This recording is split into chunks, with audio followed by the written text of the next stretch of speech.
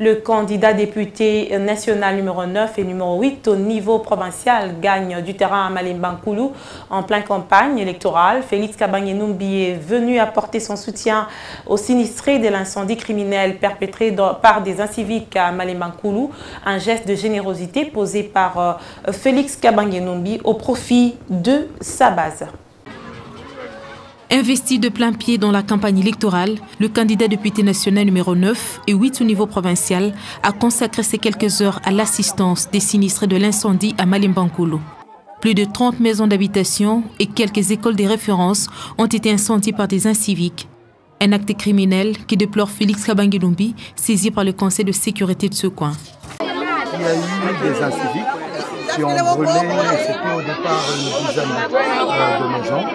Mais par la suite, il y a eu encore 2 actions successives et la dernière a eu lieu il y a 3 jours environ.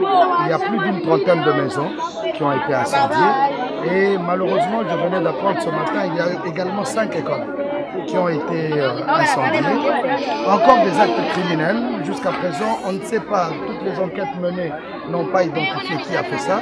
Mais pour la grande école qui a été incendiée, c'est probablement une histoire de jalousie parce qu'il y a plusieurs écoles qui ont souscrit pour être retenues comme centre de vote.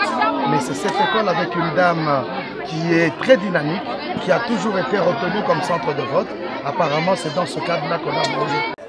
Face à ce désastre, Félix Kabange-Numbi, accompagné de sa femme et de son équipe de campagne, s'est résolu d'assister les victimes en leur remettant une somme d'argent. Une bouffée d'oxygène pour ses familles.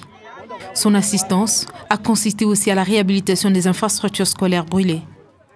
Un geste de cœur posé en pleine campagne électorale, salué par la population de ce coin du pays.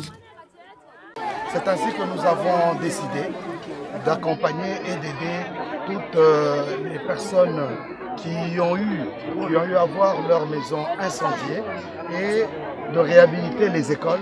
Et de manière très particulière, l'école que nous allons visiter tout à l'heure, l'école qui est le centre de vote, nous sommes obligés carrément, comme c'est une école en briques cuites, nous allons carrément mettre une charpente et pouvoir la tôler. C'est dans le cadre, vous savez, nous sommes venus en campagne.